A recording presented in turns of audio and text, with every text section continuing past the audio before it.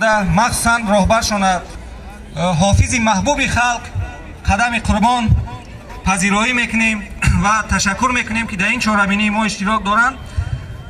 سعدی شیرازی یک گپ گفته است: هر بیشه گمان مبر که خالی است، شاید که پلنگ خفته باشد.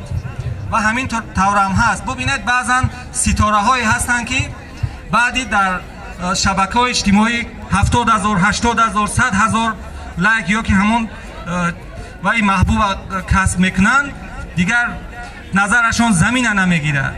اما همین یک حافظ محبوب خلقی که توانست در میان 10 ساعت 700,000 همون وی محبوب کسب کند، همون لایک رو کسب کند، با همین خاکساری خود فرق میکند. و بگذار همین جوانمردی، همین خاکساری، همین محبوبیتی که در دل مردم است، این 700,000 علاقه به قریب نزدیک 2 میلیون شده است تا امروزه. این 2 میلیون این خلق تاجیکستان است که محبوب هستند این کس. و همزمان قدم قربان بسیار یک شخصی وطن دوست هستند، یک شخصی هستند که اسلوب خاصی سرایندگی خود را دارند، با یک دل صاف، با یک طبع ذکی، با یک خاطری بالیده معرکه ها را گرم میگیرند.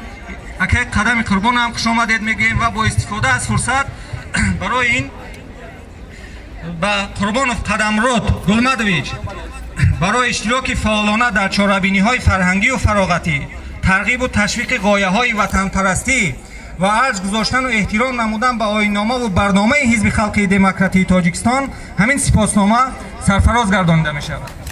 سلامت باشین. دستگیری میکنیم بچه‌ها. خاطررسان میکنیم که این اولین چهاربینی رسمی هست که قدم قربان اشتراک دارند. تشکر زیاد. دستگیری میکنیم. مردم کلوب کجا شده قرصک های شما؟ سلامت باشین دوستانی عزیز. اینک